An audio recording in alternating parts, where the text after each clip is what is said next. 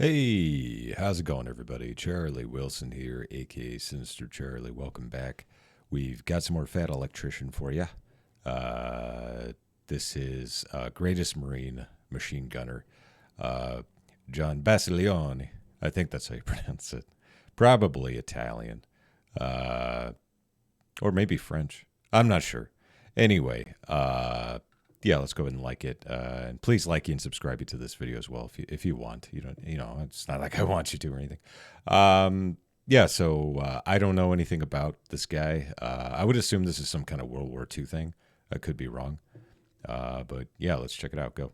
I'm just going to level with you. I've been making YouTube videos for about 3 years now, and during that time, I've gotten recommendations for hundreds of thousands of different topics to do videos on. Some of them I've done, some of them I haven't gotten around to yet, some of them I'll never do because they don't interest me, and then there's another category of topics that I've actively avoided because, to be honest with you, they intimidate me because the stories are that incredible, and I'm worried that I'm not going to do them justice. Oh, well, I mean. This is one of those. Quack. Oh, and the last video I commented on was the Finnish sniper, the White Death. Very active conversation about that. So if you guys have any, some of the people saying that it wasn't very accurate, if you have any other videos you want to send me that you think might be accurate, go ahead and send that my way and put it in the comments, and I will get to it. I want to get different perspectives. Today we're talking about one of the greatest Marines of all time, an undefeated boxer with a 100% knockout rate and probably the greatest machine gunner to ever live, John Basilone. Oh, He's Basilone. One of the most recognizable and renowned warriors in American military history. Basilone, I like that better. He received the Medal of Honor and the Navy Cross. And the only reason he got the Navy Cross is because they quit letting people get the Medal of Honor twice. And we're going to get this incredible story right after a word from our sponsor. Yeah, the Navy Cross is the second highest honor you can get in the military. Yeah. Anyway. Yeah, babe, what's up? Hey, I need a boombox. Again? Okay, I can go get you one. Perfect. All right, I'll go get it now. Love you. Love you. Is it going to be that gun again? 1 hour later. And sorry to keep pausing it. Somebody explained that the gun that he had in the last video was called a boombox. I didn't know that. I'm kind of a pleb when it comes to guns. I like guns. I like guns, but, you know. Where's that boombox that I asked for? Oh, it's right here. I got it for you. Again? What is this? The boombox. No, I wanted something to play music with. Oh, that kind of boombox. Yeah, I got this instead. Okay, we'll go to the store and get me a boombox. Is this the same so I can skit? listen to music. I can't remember. Can I keep this one still? I don't care. This video is brought to you by Delete Me. Okay, super simple business model. You give them money, they turn around and they make sure that online data brokers are not selling your personal information online. Okay, here's the deal. Pretty much anytime you use a free service on the internet and you click that little box that says, I agree to the terms and conditions, you've basically just agreed to allow them to harvest as much of your personal information as humanly possible. They then turn around and sell that to We sit through online ads data around brokers, here and if you're that's how new. they can afford to offer you a free service. But when you have Delete Me, they go and they monitor all of these online data brokers for your personal information. You could skip it And then yourself they if you'd find like it, they to. I submit mean, all I the can't opt-out stop you. forms on your You know. behalf, so they have to take Yet. it down and stop selling that information. So when you buy Delete Me, you're not actually buying anything. You're just buying your way out of all the negative consequences of all the free shit that you've already gotten. And because they continue to monitor those data brokers, you're buying yourself out of all the future negative consequences there's the of all code the if you free want it. shit that you haven't even gotten yet. So if you want to give Delete Me a try, there's going to be a link and a discount code down below. Let's get back to the video. There you go. Jai John. John Basilone was born on November 4th, 1916 in Buffalo, New York, and spent his entire childhood growing up in Raritan, New Jersey. He was the sixth of 10 children with 2 older brothers, and both of his parents were first-generation immigrants that had just moved here from Italy. And like pretty much all World War II vets that we've ever talked about, he grew up in poverty during the Great Depression. Despite that, his father truly believed that America was the greatest place on earth. It was the land of opportunity, and he instilled that in all of his kids. Growing up with 2 older brothers in New Jersey, John got really tough really quick as a kid. He does was look like a extremely tough kid. stubborn. He rode that line between bravery and stupidity with everything he did, and he was not particularly good at school. He could never pay attention in the classroom, but he excelled at anything athletic, and he never shied away from a fight. When he was 7 years old, he famously decided that he was going to make a 1,000-pound bull that had nearly killed 3 grown men previously his pet. It's a bold strategy, Cotton. Let's see if it pays off for him. So 7-year-old John, with zero fear in his body, hops in this pen with this bull and goes to pet it. The bull charges him. He dodges it. The bull charges him again. He dodges it again. again. And finally, the bull just kind of squares up with him, and John slowly walks up to this bull. And right as he's about to place his hand on the bull's head, right between his horns, the bull rears down and launches John 20 feet through the air, and he lands flat on his back. And then, I was going to say. Luckily, John I was going to say, is that Johnny Knoxville? Johnny Knoxville Basilone? makes it out of the pen okay. Needless to say, that bull did not become his pet, but it goes to show that he is either gifted with an extreme amount of bravery or stupidity, and only time is going to tell which one it is. Now, around this same point in his childhood, John and his brothers end up going to the local movie theater, and they watch a movie about a boxer. And this movie inspires John and his two older brothers to all want to become boxers, but the problem is there's no boxing gym in Raritan. He can't afford any boxing equipment, so the three brothers just start trying to mimic the training from the movie. That's They what all you got to start do. jumping rope. The problem is they don't have jump ropes, and they can't afford it. You get a So regular they rope. start jumping rope with a clothesline. Oh, They okay. started chopping wood with an old rusty axe they found. They start doing focus mitt drills with their bare hands because they can't afford any equipment. And this goes on for the rest of his childhood. Academically, John struggles in the classroom, and at school, he's not very popular either. And it's not that he's dumb. Hey, He can do everything. hey. He can read, he can write, he Hey, John, I feel ya. I was in the anime club. I know all about that. can do math. He just can't stand sitting there for 6 to 8 hours a day looking at a chalkboard and some teacher droning on. He would zone out, and then next thing he knows, the bell would ring and class would be over, and he didn't pay attention to any of it. Because of this, after he graduates from 8th grade, he informs his parents that he is not going to be attending high school, and he's going to go out and get a job and start contributing to the family. Because he's 14 at the time, there's not a whole lot of jobs that he can do, so he gets the first one he can get his hands on, and that is being a caddy at the local golf course. And at first, John That absolutely actually loves does it. pay He's well. outside, he's moving around, he's earning money to help his family. All these rich businessmen are giving him these huge tips because he does such a great job. And when he's not hauling golf clubs, he's hanging out at the golf course clubhouse with all these rich businessmen, and they end up teaching him how to gamble, and he gets really Hey, good at all that and right. starts making money doing that too. And this goes on for years, and as John turns 16 and then eventually 17, it's getting to the point where he can go out and get a real job. And John absolutely hates the notion of it. He resents the fact that society is telling him he has to go out and get some monotonous 9-to-5 job that he just has to do every single day for the rest of his life. In his mind, it's going to be just like sitting in that classroom, zoned out, and John doesn't know what to do because that's not what he wants in life. Not knowing what to do, John goes to his church and he's praying about it. He's just sitting there, he's hanging out, he's thinking about what he wants to do for the rest of his life. While he's there, a Catholic priest by the name of Father Russo comes up and starts talking to John. You know, he's clearly troubled, wants to know if he can help, and John ends up asking Father Russo that he's known pretty much his entire childhood, like, hey, Father, you know, you were an athletic guy, you were in college, you could have been a doctor, you could have been a professional athlete, you had the whole world at your fingertips. How did you decide that you wanted to become a priest? And Father Russo told him that he just felt a calling, that that's what he was supposed to do, so he did it, and he told John that if he listened, God would probably give him a calling too. So John takes that advice and he's trying to listen or look out for any sign that maybe God's going to give him. And then one day he has what he describes as a vision that he's supposed to become a warrior. And because of this, John right. joins the United States Army in 1934. Now, the problem is John doesn't really know what he wants to do in the Army, but he knows that his calling is to be a warrior. So he wants to be the biggest, baddest, most untouchable warrior on the battlefield, which is obviously being inside of a tank. Best job I ever had. All The right. problem is that John thinks that being cooped up inside of a tank is going to be just like sitting inside that classroom, and he absolutely hates the notion. He wants to be outside, moving around, doing things that are physical, so he picks the next best thing on the battlefield, a machine gun. And this suits John for multiple reasons. One, he's kind of a bigger guy by the standards of the day, right? He's 5'9", but he's 185 pounds with almost no Jeebus. fat on him. And on top of that, he's been doing Yeah, I'm 6 foot, and right now I'm 165 because I'm cutting weight. That's a stout dude.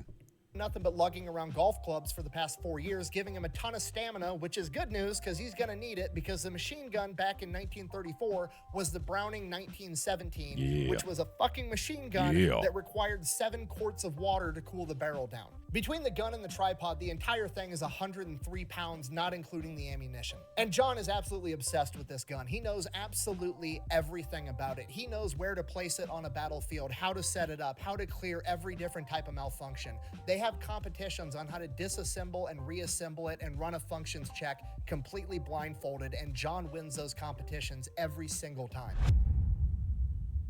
Manila After finishing John. his training, John gets shipped out to the Philippines, and he spends the next 3 years there between 1934 and 1937, and it kind of fucking sucks the entire time. Now, at this point in time, the geopolitical climate is absolutely heating up, and war could break out, and if that war breaks out, John is obviously here to defend the Philippines. And as far as John can tell, if war should break out, the Army's only plan is to have all of its troops retreat to a tiny island called Corregidor and try to hold that. Now, this is extremely disheartening to the point that it pisses John off, because remember, he's here to be a warrior. That's his higher calling in life. And now he's over here in the Philippines. It's hot. Everything's fucking wet all the time. There's fucking bugs everywhere. He's getting malaria. Everybody else is getting malaria. And he's sitting here just suffering. Yeah, that kind of reminds me of what Okinawa was like. I was deployed to Okinawa for 7 months, and it's just wet and gross and disgusting. And my chain of command wasn't that great. And it sounds a lot like that. Basically waiting for war to break out, and then when the war does break out, the first thing they're gonna do is retreat. That's not what he signed up for. So this bothers John all the way down to his core the entire time that he's there. Despite that, he tries to make the best of it, which is really hard at times, because it's very clear to John that the Army either doesn't give a fuck about him or just doesn't have the funding to take care of him the right way, because they have basically nothing while they're there. They're living in these tiny little huts. They have very little supplies. They're literally having to eat goat half the time, which John said was absolutely disgusting. And on top of that, John absolutely hates the rainy season in the tropics, because he cannot stand the wool army socks when they get wet on his feet. It drives him absolutely insane. It bothers him so much that it becomes a well-known thing in his unit that when you're gambling against John Basilone, he is willing to accept dry cotton socks as currency to gamble with when you play against him, which is pretty much all he does the entire time that he's there. He's either sleeping, drinking, gambling, or trying to bang the locals like there everybody you else. go. He actually ends up falling in love with a local woman by the name of Lolita that he describes as the most beautiful woman in the world. So much so that he actually gets her name tattooed on him. I have a story. When I was in the Navy, I met a Filipino chick. Filipina, I guess is what you would call it. Her name was Sindel. Probably like the best girlfriend I ever had, but she did feed me that disgusting Filipino sweet spaghetti once, and I wasn't expecting it, and it really upset me. Great girl, by the way. Drinking and gambling. I think she's married after now. a little while, so he decides that he's going to start training to box again. So he gets back to running, jumping rope, starts sparring with any other Army guy that's willing to spar with him, and then eventually he ends up taking his first fight in the Army for boxing. Takes his first match, goes in there, knocks the guy out in the first round, takes another match, knocks him out too. After a little while, he is the best boxer in his unit, and then he goes and competes, becomes the best boxer in the Army, and then he goes, competes again, knocking out the Navy's champion, becoming the best boxer in the U.S. military. Around this point in time, he ends up getting the nickname Manila John, and all the promoters back home hear about this badass over in the Philippines knocking everybody out. So he's getting letters from all these boxing promoters wanting him to come over and fight their pro champion over here, this pro guy over there. Basically, he's got a really good professional boxing career lined up the minute he goes back home. Eventually, he ends up beating everybody in the United States military, 19 wins, 19 knockouts, at which point he can either just wait and go back home and turn pro, or he can go up a weight class. He doesn't really want to do either, and his enlistment is coming to an end. John decides that he does not want to go up a weight class. He definitely does not want to re-enlist in the Army because he's past 3 years of fucking sucked. And he doesn't want to go back home and become a pro boxer because he doesn't think that that's the warrior calling that he had from his vision. So John finishes up his enlistment in 1937 and goes back home and moves in with mom and dad all over again, and he is right back at square one, not knowing what to do. Yeah, that sucks. He goes right back to being a caddy at the golf course, and at this point, mom and dad are getting worried because, I mean, he's a 21-year-old man, and this is the 1930s. He should be having kids by now, and he's over here working some part-time high schooler job. He needs to go and get a real job and make something of himself and start building a family. And while nobody's saying it out loud, John feels that constant pressure both from his family and his community. Yeah, I know what that's like.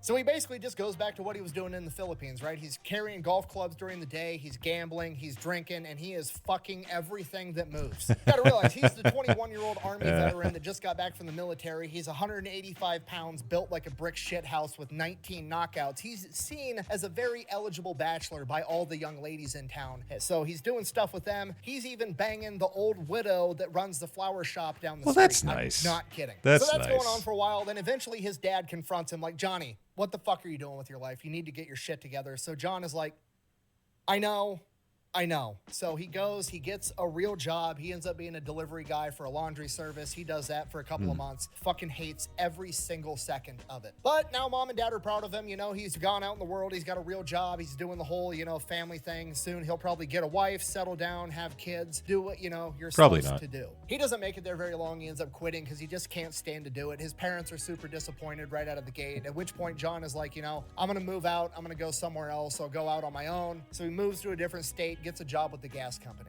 So he does that for like 6 months. He becomes one of the top employees at the company. He's getting along fine. He does the work really well, but he absolutely hates it. He doesn't feel like he's fulfilling his higher calling. And around this point in time, all the news is coming out about the massacre at Nanjing, Japan invading China, killing hundreds of thousands of innocent that's civilians. not good. There's stories coming out about Japanese officers beheading innocent Chinese civilians until their arms are so fatigued that they can no longer lift up their swords. And this bothers John to his core because even though his time in the army wasn't great and he hated it the entire time, he still considered himself a professional and did not understand why another professional military would do that to innocent civilians. And with this, John has his second vision, basically a more clear version of his first vision. He is supposed to be a warrior, but he is supposed to fight the Japanese. And with this, he decides that he's going to re-enlist in the United States military, but this time he's not going with the army. He told his mother, and I quote, "The army's too soft, Ma. I'm going with the Marines." Damn.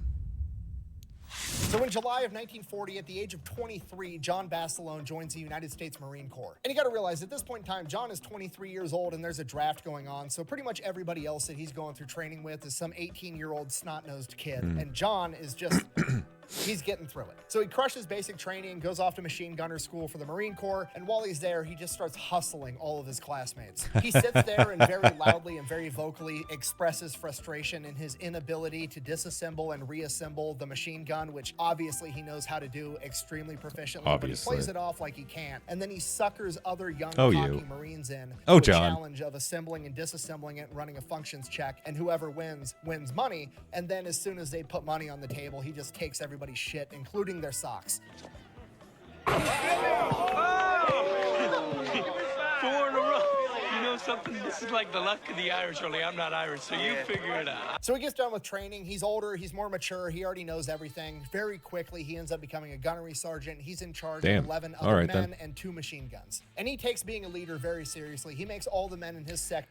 It's very quick to become a gunnery sergeant, huh? That's, there you go. Train and retrain over and over and over again with the machine gun, how to set them up, where to set them up, absolutely everything, to the point that they are just as good as he is. Then they end up getting shipped out to Puerto Rico for amphibious landing training. He's back in the tropics, absolutely hates it. Everything's wet, his feet are wet, his socks are wet, there's fucking bugs everywhere. He doesn't like it there. He ends up training there for an entire year. And as per usual, when he's not training, they're going out, they're gambling, they're drinking, and they're fucking everything that moves. Absolutely. At this point in time, he becomes kind of infamous for every time he gets hammered, he turns his hat, also known as a piss cutter, sideways to let everybody know, hey, I'm fucking hammered. There so you after go. a year, they get done with training. They're just waiting on orders on where they're going to go. Paris Island is apparently full. So according to the rumors, the U.S. military has went out and built an entire new base for the Marines. And this base is fucking awesome. There's a new movie theater. There's an athletic facility. There's a new chow hall that serves steak and lobster and cake and ice cream every single day for breakfast, lunch, and dinner. I doubt that. Everybody is fucking pumped because they've been hanging out in the tropics where it sucks, basically living in tents. And now they're finally going to go and get appreciated for the elite fighting unit that they are. So they get shipped out, they travel, they make it all the way to New River, North Carolina, where the new base is, and they get there.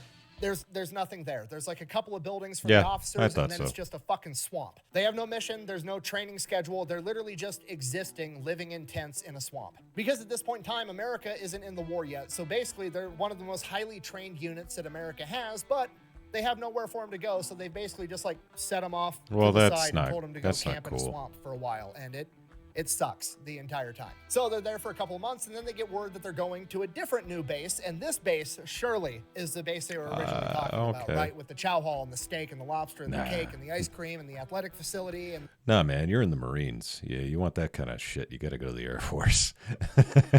Air Force did have the best food when I was in. It's great food. I was in Wichita Falls, Texas, and I went to A school at Shepherd Air Force Base. Best biscuits and gravy. Amazing. The new barracks, everything's going to be awesome. The new base is actually ready. They ship out. It's a very short drive. They come to this new place, Camp Lejeune. Also, no buildings, just a fucking swamp. Is it close? Very. I don't think I saw this Bond movie. Or maybe I did. I don't know. No, I didn't. So now, morale amongst the men is at an all-time low. It absolutely sucks. John is trying to do everything he can to keep spirits up. He makes it standard practice that everybody under his command is going to learn boxing. He's going out, he's teaching his men how to box. That's the pretty circus in town actually donates their old tent, Hey. and they set it up, and that becomes their new, like, Madison Square Garden. He's hosting fights. Boxing is, like, the only thing they have. But John doesn't really have any interest in boxing himself, and after the word got out that he's Manila John with 19 knockouts, not a lot of people wanted to box him anyways, so it works out. But there has been several occasions where a card game went wrong and he got into a fight and knocked a couple of people out. And then they get a new commander that apparently is a badass, and one of the first things this commander does is calls John Basilone into his office. Okay, this cannot be good. John is nervous. This guy is a legend. Is he gonna fight him? He's supposedly one of the most decorated men in the U.S. military at this point in time. He's got 2 Navy crosses. He's already served in Nicaragua. He served in the Banana Wars, and now John has to go talk to him, and he doesn't know why. So John walks into his office, and this guy is intimidating. He is built like a brick shithouse. He looks like a refrigerator with a smaller refrigerator on top of it, and that's his head. This dude's got the biggest barrel chest he's ever seen. His side profile is 2 feet thick. It's starting to make sense why this guy's nickname was Chesty. Yeah, John's new commander is the legendary Marine Chesty Puller. And Chesty lays into him immediately. Like, I understand you knocked some people out after a card game. And he's like, yes, sir. And he goes, I understand you're some type of knockout artist. And he's like, yes, sir. I was 19-0 over in the Philippines when I was in the Army. Chesty, at this point, flips out. The Army? You were in the fucking Army. Get soft, brother. Now, obviously, I'm paraphrasing a little bit, but this conversation went something along the lines of, why don't you explain to me why I would let somebody softened by the United States Army lead my Marines into combat? I have heard nothing but bad things about you, John. You are a gambling womanizer. That's that nothing. would sleep with 2 women at a time if you could You're in the Marines. afford it. At which point, John responds, and I quote, even when I can't afford it, sir. At which point, Chesty cracks a smile and says, God damn it, you're going to make a fine Marine. Pull up a seat. They have a cigar together and start drinking. And then Chesty has John tell him all about the Philippines. Yeah, John Basilone is now homies with the most decorated Marine of all time. Guadalcanal. Shortly after this, Japan attacks Pearl Harbor. They've committed the cardinal sin. They've fucked with America's boats. It is now game on. At this point in time, John's unit is one of the most highly I know all trained about units in the United States Guadalcanal. military, and they are immediately shipped out. I played a Call of Duty game back in the day before Call of Duty was Call of Duty.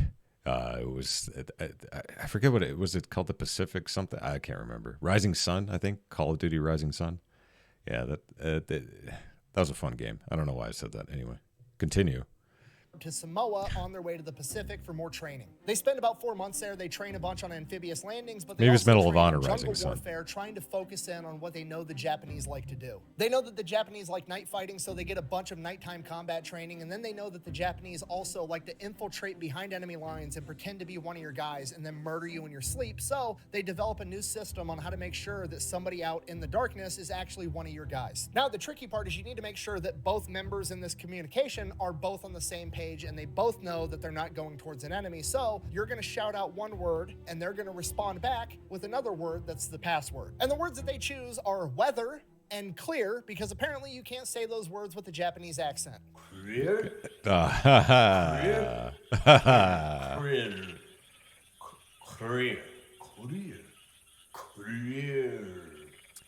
So they get done training, then they're just told to board a ship. They're not even telling them where they're going. They get out to sea after like 2 days once it's no longer a security issue. And they tell everybody over the loudspeakers, we're headed to Guadalcanal in the Pacific. There's an airfield there that we have to take and defend. Now, John is going to kind of be in the second wave. He is not there when the Marines make their first landing on Guadalcanal on August 7th, 1942. Now, those Marines experience very little resistance at first, and then 2 days later on August 9th, the Japanese Navy rolls in on the naval detachment that had dropped off the Marines, and they attack them at night and catch them completely off guard, and they end up sinking 4 American cruisers, and the entire naval detachment is forced to retreat, stranding the Marines on Guadalcanal. So for about that first week, the Japanese Navy just shells the Marines with naval gunfire and then tries to starve them out. The first major battle is on August 20th at the Tenaru River when 800 Marines go toe-to-toe with 900 Japanese. killing 800 Japanese and only losing 44 Marines in return. After this, the Japanese realized two things. A, they're going to have to up their game if they want to go toe-to-toe with the Marines, and B, Henderson Airfield is apparently very important to the United States war effort, and they have to take it back no matter what. Henderson Airfield has a ridge right next to it today that's known as Edson's Ridge because it was defended on September 12th by Edson's Raiders. Edson's Raiders is comprised of 840 Marines that go toe-to-toe with 3,000 Japanese soldiers led into battle by Major General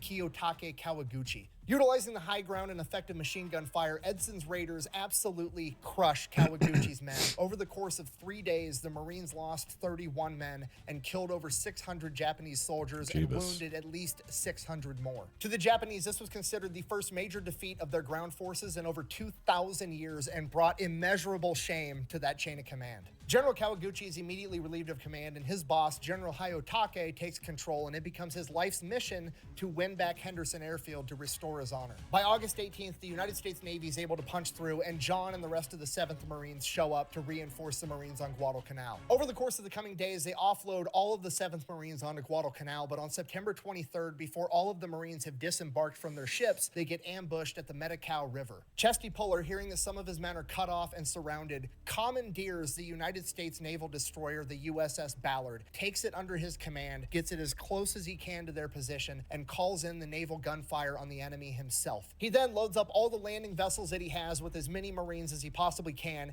and begins leading them into the fight to save his men. And Chesty is right there leading from the very first Higgins boat. Chesty. And it gets so bad from enemy gunfire coming in on these Higgins boats that the naval coxswain, the pilot of the ship, goes and starts turning the boat around, and all the other boats are going to start following, at which point Chesty orders him to keep going, and he fights him on it, and Chesty pulls out his Colt 45 and says that he will shoot him himself if he doesn't steer that fucking boat to that beach. Chesty lands, goes out, saves his men, and to be clear, John wasn't... Well, I guess I have to now. Ooh.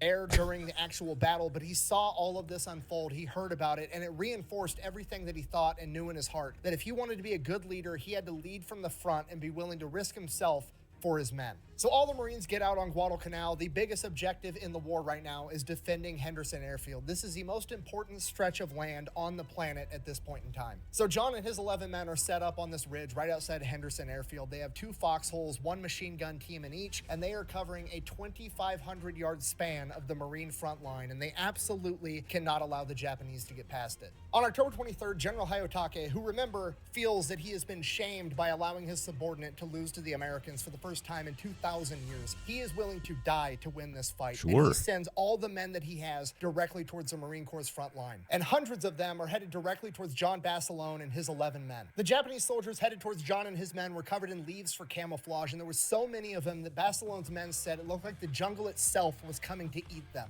And while that is horrifying, you have to remember that John and his men have 2 heavy machine guns with overlapping fields of fire and the high ground. It's going to take a literal army to uproot John and his men. John and his men start mowing down wave after wave of Japanese infantry, and they just keep coming because they are under the command of General Hayotake, and this man is willing to die to win his honor back, and he's willing to sacrifice. So I never saw all of was it The Pacific on HBO? It was supposed to be the not a sequel, but it was basically the Japanese part of the war, like the Band of Brothers, but Japanese, the war. But I never saw the whole thing.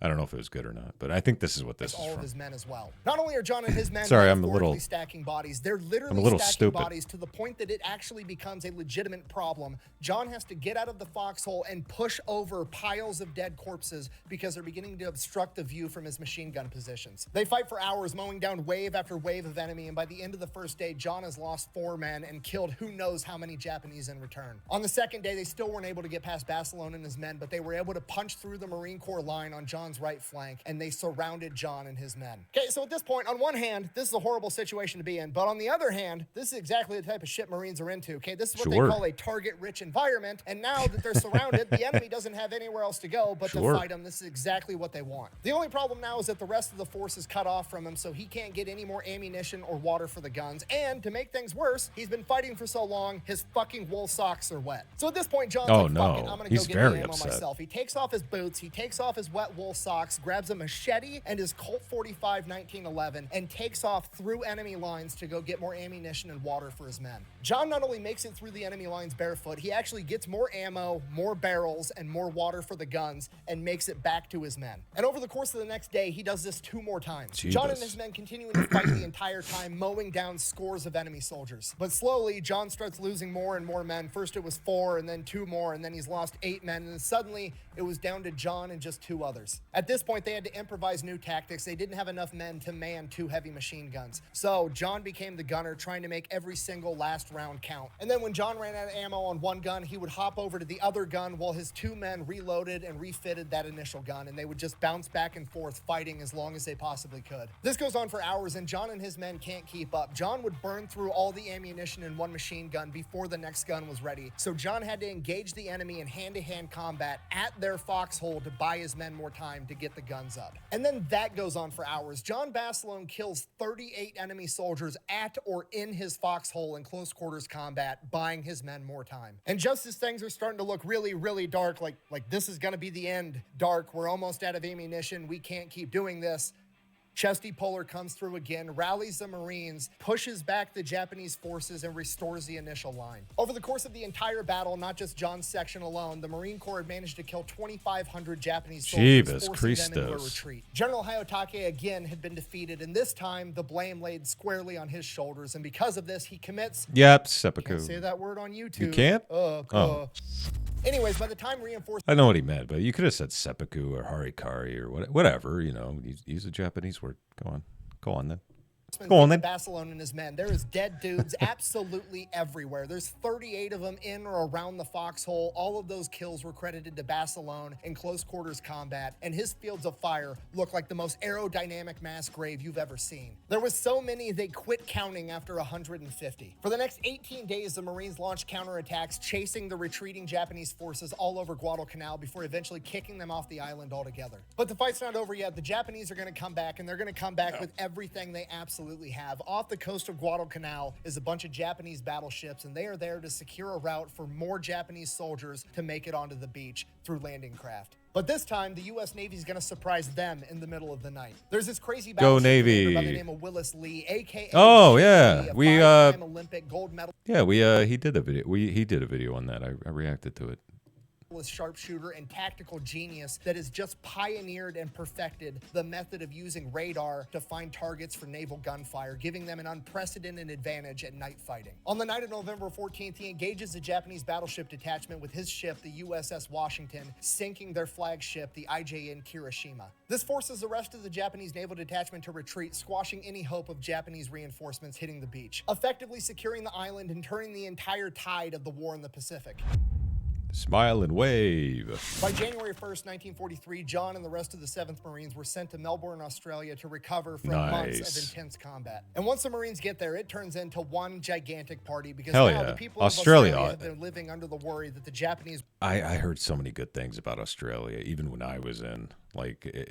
People wanted to get stationed there. I don't know about now, but back then it sounded pretty cool. We're going to invade them next. And now they're tucking their tail and they're running from the Marine Corps and the United States Navy. The Marines are heroes to every single person in Australia. The Australians were so grateful to the Marines, it's said that there wasn't a single bar or home in Australia that wasn't open to a United States Marine. And they couldn't pay for one of their own drinks even if they wanted to. For an entire month, John Basilone is wearing his piss cutter sideways, absolutely hammered. And then one day he wakes up at like noon, probably still half drunk, feels like he's been hit by a truck, and his arm is just absolutely on fire. So he sits up out of bed, he looks over at his arm is just all bandaged up, and he has no idea why or what happened. And he's like worried that he did something stupid, he jumped off a roof, broke his arm, something happened.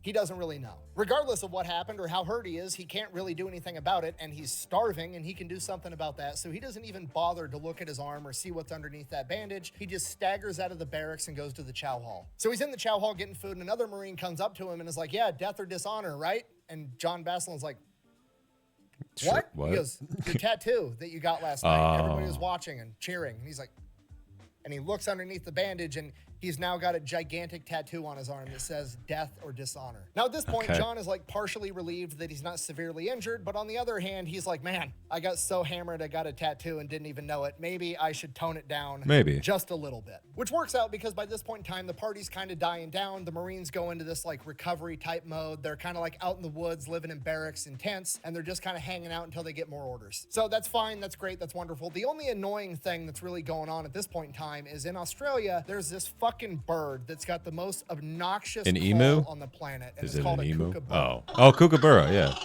I love those birds. It's so cute. John and the rest of the Marines absolutely hate these birds because of how obnoxious they are, to the point that they start opening fire on the birds whenever they hear them, just to get them to shut the fuck up. At which point the chain of command is like, you guys need to stop. You can't keep shooting at these tiny birds with Browning machine guns, okay? Quit it. They didn't. They kept doing it, and then whenever the chain of command asked what they were doing, they would say they thought they saw a Japanese spy just to get these birds to be quiet. This goes on for months, just hanging out in the woods, recovering, shooting at these annoying birds, and then by May, John finds out that he is going to be awarded the Medal of Honor for his actions on Guadalcanal. Initially, he is told that he's going to go back to the United States, and FDR himself is going to put the Medal of Honor around John's neck in front of his friends and family in his hometown. But John doesn't really feel like he deserves it, or he has feelings that there's other men that deserve it just as much as he does. He said, and I quote, I just happened to be there. Anyone would have done the same in my place. Yeah, that's and what you because gotta of this, say. he feels like that Medal of Honor doesn't just belong to him, it also belongs to his men. So he actually opted to have the Medal of Honor ceremony in Australia on May 21st with his men present. And at this point, the Marine Corps realizes they have a unique opportunity. They've got John Basilone, this young, good-looking, 185-pound brick shithouse of a Marine that's got 19 knockouts in boxing and the Medal of Honor around his neck. And they ship him back home, and he's going to be doing war bond tours to raise money for the war. For the next month, John gets paraded around the United States with the goal of raising $15 billion in war bonds, and in less than 30 days, he raises $19 billion. And John Basilone hates absolutely every second I would of it. assume. He did not want to leave his men, and he definitely does not want to get paraded around the United States giving talks and speeches. It reminds him of being in school, having to go up in front of the class, and he absolutely hates school. He just grits his teeth and bears through it, trying to do the right thing. And then eventually, after he raises all this money and the war bond tour is over, he asks to get shipped back out to rejoin his men. He is immediately denied. He's far too valuable. They cannot have the news headlines reading that war hero, Medal of Honor recipient John Basilone dies in combat, so they make him a guard at a naval shipyard. Oh. This is the worst. Yeah, This goes on for months and months, just John stuck inside of a guard shack, similar to that classroom that he hated as a child. And it's just eating I'm kind of wondering when he gets the Navy Cross. When does this happen? away at him. He starts to become an alcoholic. It's just the loneliest he's ever been in his entire life, and he hates every single second of it. And then in November of 1944, he hears word that his old unit under the command of Chesty Puller is almost wiped out at the Battle of Peleliu. And this is the last straw for John Basilone. He's not going to sit in this guard shack anymore while his men I guess this are is where out the there Navy fighting Cross and comes dying in. without him. He storms into General Vandergrift's office, the same man that pinned the Medal of Honor on his chest in Australia, and tells him the newspapers are going to read one of two things. They're going to read that you had to court-martial war hero John Basilone, or they're going to read that John Basilone is returning to the Pacific. You can pick which one. And then he says, and I quote, how's it going to look if we retake Manila and Manila John is there? I'm all staying right. with my boys. They need me. Within days, John is given orders to report to Camp Pendleton, where he is going to lead a machine gun there's platoon Pendleton. that's getting ready to ship out to the Pacific. But before that, he's given 3 days of leave to go back home to Raritan, New Jersey, and get his affairs in order. And while he is there, he has his third and final vision, and it is alarmingly clear to him that he is going to die in combat. Despite that, it doesn't even really faze him because he knows it's God, now you're gonna tear my heart out, aren't you? He's gonna get his Navy Cross when he dies in combat, isn't he?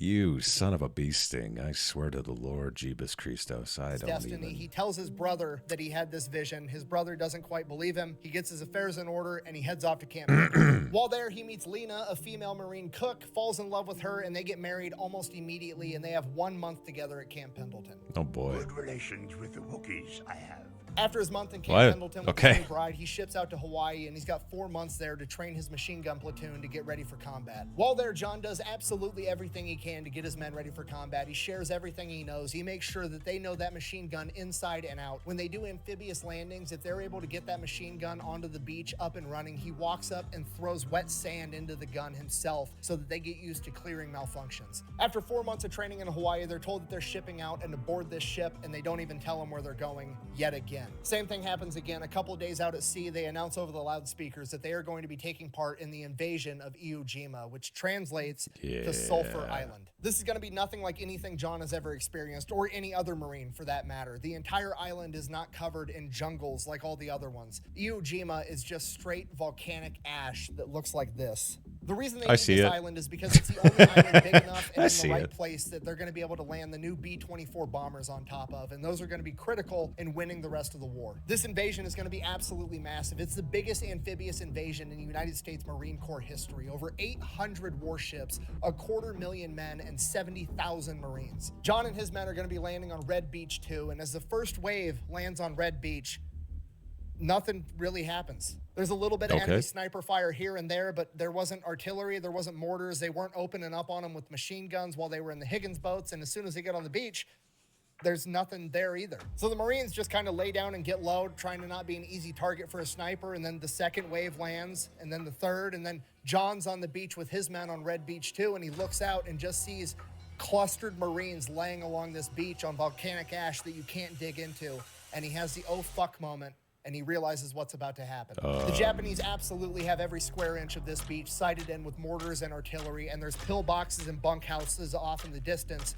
that are probably concealed and you just can't see them yet. Chuck Tatum, one of John Basilone's men, was laying down at the time, and he said that everybody had this feeling of like, maybe this is going to be an easy day. Maybe the Japanese got scared and they fled and retreated already out of the gate, and we've already won. And then he hears John Basilone start screaming, "Get the fuck up and start moving up the beach or you're gonna die," as he literally starts kicking Marines in the ass and dragging them up by their collars and ordering them to push forward. And as soon as that happens, the Japanese open up with mortars, artillery, and the pillboxes unconceal themselves and start mowing down Marines with machine gun fire. There's nothing he can do about the mortars or artillery, but maybe John can do something about these pillboxes and the machine gun fire. There's one big Japanese bunkhouse up ahead that's mowing down Marines with its machine gun. John orders his men to get their machine guns up and start returning fire into the window holes of this bunkhouse. Once his men start laying down suppressing fire, hopefully keeping the Japanese from manning their guns effectively, John goes, he finds a demolition guy and a flamethrower, and he orders them to walk right up the machine gun's field of fire, right next to the bullets whizzing.